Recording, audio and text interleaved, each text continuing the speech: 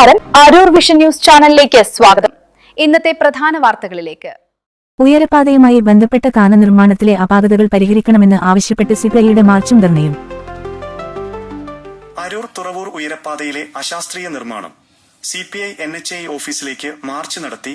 അരൂർ തുറവൂർ ഉയരപാതയുമായി ബന്ധപ്പെട്ട കാനയുടെ അശാസ്ത്രീയ നിർമ്മാണ പ്രവർത്തനങ്ങൾ പരിശോധിക്കണമെന്നും ന്യൂനതകൾ അടിയന്തരമായി പരിഹരിക്കണമെന്നും ആവശ്യപ്പെട്ട് സിപിഐ അരൂർ മണ്ഡലം കമ്മിറ്റിയുടെ നേതൃത്വത്തിൽ Edappally national highway authority project director ഓഫീസിലേക്ക് മാർച്ചും ധർണയും നടത്തി.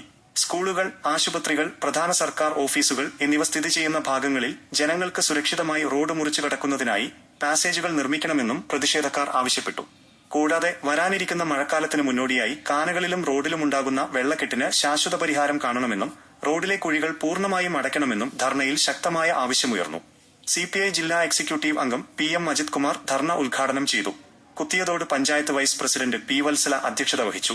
പാർട്ടി മണ്ഡലം സെക്രട്ടറി MP ബിജു സ്വാഗതം ആശംസിച്ചു. പാർട്ടി ലോക്കൽ കമ്മിറ്റി സെക്രട്ടറിമാരായ VK Chandrabose, AK Maheshan, EV Ajayan, C Ajith Kumar, AK Arun, panchayat അംഗങ്ങളായ ജോസഫ് ഫ്രാൻസിസ്, നിഷ ജഗദീശൻ, KD സജിത്, രാജകല എന്നിവർ മാർച്ചും ധർണയ്ക്കും നേതൃത്വം നൽകി.